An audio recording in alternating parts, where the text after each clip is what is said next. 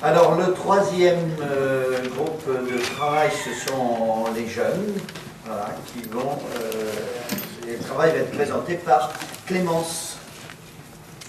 Bonjour à tous. Bonjour. Endormi.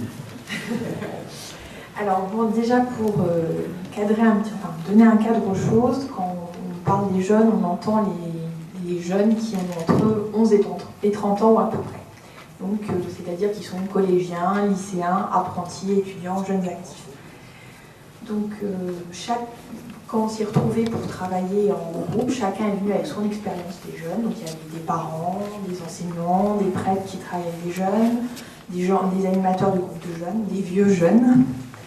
Mais surtout, dès le début, on s'est rendu compte qu'il fallait faire un constat pour voir un état des lieux et des propositions qui sont déjà faites dans l'agglomération aux jeunes.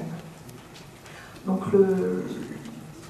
d'abord, les jeunes, on les trouve dans les lieux d'enseignement et de formation. Donc, dans l'agglomération Canals, ce sont environ 20 000 collégiens et lycéens et plus de 20 000 étudiants et apprentis. Donc, une population assez importante. Mais peu de ces jeunes sont rejoints par l'Église. Cependant, nous avons la chance de bénéficier de la présence de 12 établissements de l'enseignement catholique qui accueillent 5 000 jeunes dans les collèges et lycées, mais en tout quasiment 6 900 jeunes, puisque certains proposent des formations aussi post-bac.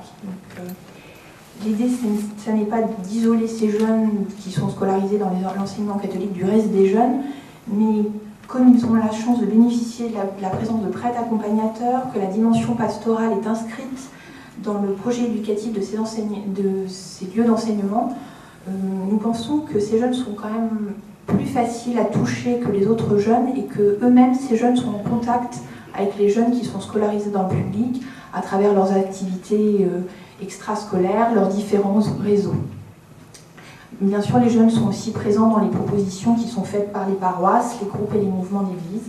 Donc il y a toutes les aumôneries paroissiales, les différents mouvements scouts, le séminaire, l'aumônerie des étudiants, les équipes de la JOC, les chants de Thésée, les FATA, Notre-Dame Mère de Lumière, les jeunes pros, les foyers étudiants, voilà, nombreux lieux qui existent déjà. Mais il y a un point commun, déjà tous ces jeunes vivent et se rencontrent sur l'ensemble des territoires de l'agglomération, pas sur seulement une certaine partie, mais vraiment toute l'agglomération. Cependant, ils ont des demandes communes. D'abord, ils ont besoin comme jeunes chrétiens, d'être fortifiés pour aller eux-mêmes vers les autres jeunes, pour être ainsi vraiment eux-mêmes partie prenante de la mission. Ils veulent être acteurs. Alors, nous avons la chance d'avoir un pape le pape François nous a donné la voie, puisque dans son exhortation apostolique, Evangelii Gaudium, il nous dit que la pastorale de la jeunesse, telle que nous étions habituels à développer, a souffert du choc des changements sociaux. Dans les structures habituelles, les jeunes ne trouvent pas souvent de réponse à leurs inquiétudes, à leurs besoins, à leurs questions et à leurs blessures. Il nous coûte à nous, les adultes, de les écouter avec patience, de comprendre leurs inquiétudes ou leurs demandes et d'apprendre à parler avec eux dans le langage qu'ils comprennent. Et c'est vraiment ça que nous avons ressenti d'abord dans notre expérience personnelle et dans l'enquête que nous avons pu faire. Donc c'est suite à ces constats et avec le désir de rejoindre, d'interpeller les jeunes dans leur réalité quotidienne pour les aider à nourrir leur foi, les responsabiliser et les accompagner dans leur vie de chrétien, que nous faisons les propositions suivantes. Alors tout d'abord, confier une église aux jeunes. Donc cette église, animée par une équipe pastorale composée de jeunes, serait un lieu visible pour les jeunes, en particulier les jeunes chrétiens dans l'agglo.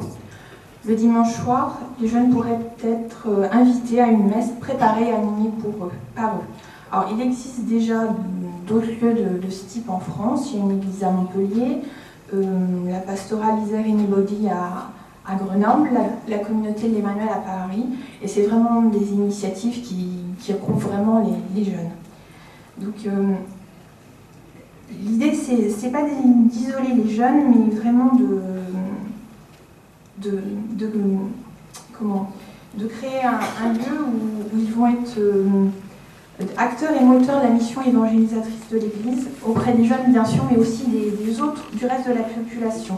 Parce que les jeunes, ils sont là pour un peu nous bousculer et puis nous faire sortir nos habitudes qui ne correspondent pas forcément aux réalités de vie aujourd'hui.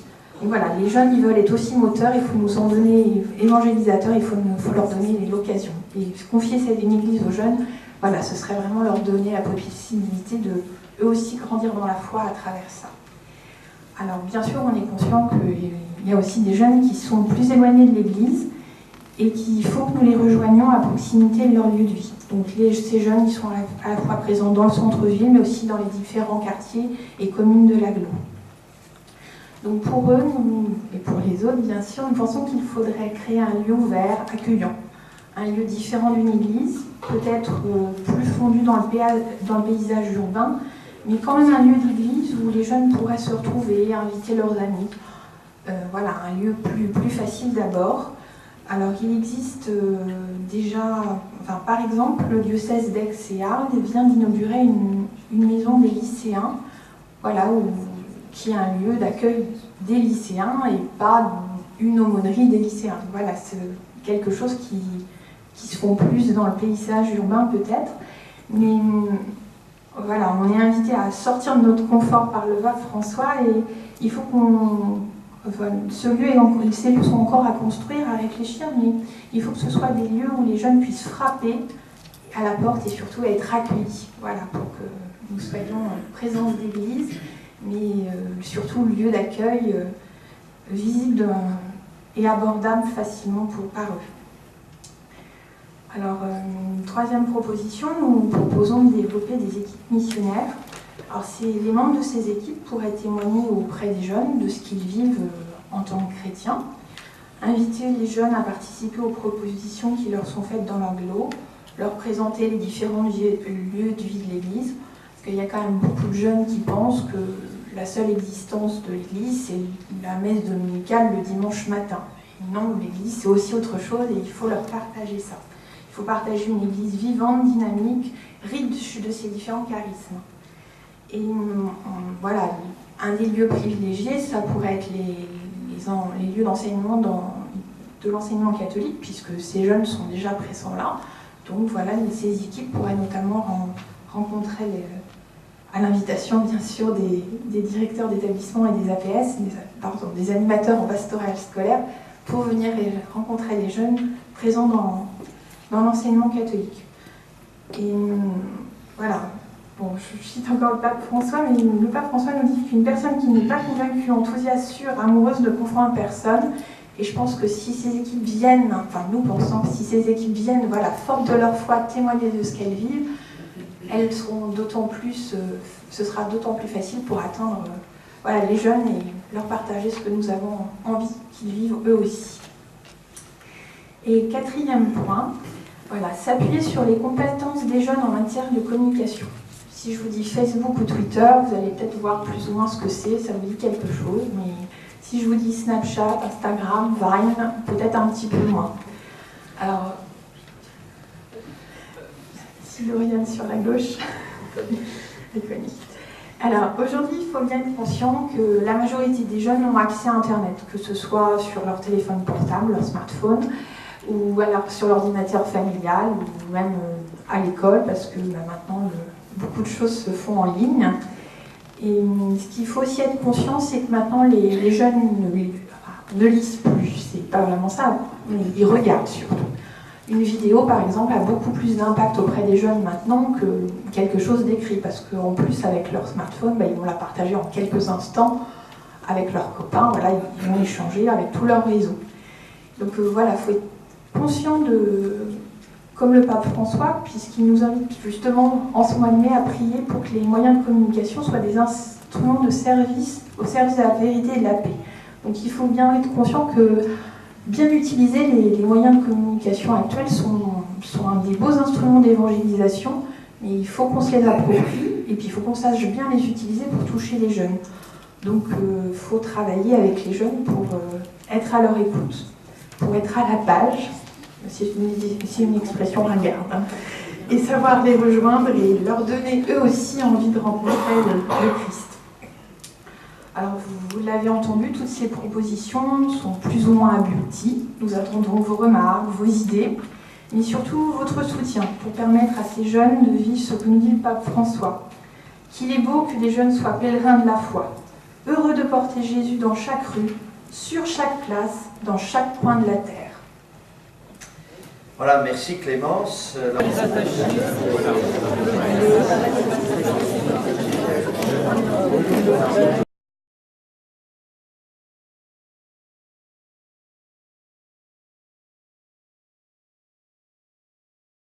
Concernant le groupe des jeunes, pour la première proposition, la première question qui est arrivée concernait le terme d'église, une église confiée aux jeunes. Est-ce que c'est une paroisse en tant que telle, dans laquelle on vit des sacrements, avec un prêtre qui accompagne les jeunes, ou est-ce que c'est les jeunes qui prennent tout en charge, ou est-ce que c'est finalement un temps eucharistique et vécu dans une paroisse? Voilà. Un lieu ou un temps? Un lieu ou un temps, un lieu ou un temps. Mais un temps qui soit vraiment un temps eucharistique et liturgique, qui ne soit pas simplement un temps où c'est un orchestre de jeunes. Donc ça, c'était pour la question. Il y avait la question aussi de l'accompagnement et de la mobilisation. Alors l'accompagnement de ces jeunes, un prêtre, des plus grands jeunes, et puis quels laïcs, quels adultes pour accompagner ces jeunes. La question du rythme, à quel rythme? Parce qu'il y a déjà des choses qui sont proposées qui ne fonctionnent pas forcément, ou d'autres qui fonctionnent très bien mais pas au rythme où ça peut être envisagé. La question de l'âge, est-ce que la tranche d'âge 11-35, 30 n'est pas trop large? Est-ce qu'on peut proposer les mêmes choses aux collégiens, aux lycéens et aux jeunes adultes? Est-ce que la proposition d'une paroisse, enfin en tout cas d'un temps pour les jeunes, ne risque pas, je vais le dire un peu brutalement, de vider les paroisses de ces jeunes? Comment est-ce qu'on peut privilégier l'intergénérationnel? Et puis, attention à faire à ne pas oublier ce qui existe ou ce qui a pu être fait, alors que ce soit sur la paroisse Sainte-Trinité, sur ce qui est proposé pour les jeunes professionnels, ou alors à Saint-Jean. Voilà. Enfin, il y a des choses qui nous ont été rappelées et qu'on conserve, qui sont aussi des embryons d'un temps, on va dire, confié à des jeunes et sur lesquels on peut s'appuyer pour avancer. Est-ce que les questions que vous soulignez, là, que vous énoncez, ne serait pas l'expression d'une peur que ça vide ou que ça appauvrisse C'était la question du lien. Alors, dans les points positifs, il y avait d'autres personnes pour lesquelles, justement, le fait qu'il y ait un temps où que les jeunes puissent vivre hors de la paroisse répondait à une attente des jeunes, qui était aussi une façon d'accepter qu'il y ait une communauté différente de celle des parents, qui était celle des jeunes. Le fait d'avoir des temps pour les jeunes, au contraire, il peut y avoir un aller et venu entre ce temps où les jeunes vivent un temps ensemble dans un lieu autre et reviennent dans la paroisse pour le partager ou pour en faire profiter d'autres. C'est l'articulation. Voilà, c'était l'articulation. Et puis il fallait vraiment, pour les gens qui trouvaient que cette proposition avait toute sa place, il fallait réellement que ce soit un temps entièrement pris en charge par les jeunes, même s'il est accompagné. Voilà pour la première proposition. Merci. Pour la seconde, alors, cette fois-ci je vais commencer par le positif, parce que j'étais partie sur les questionnements pour le premier.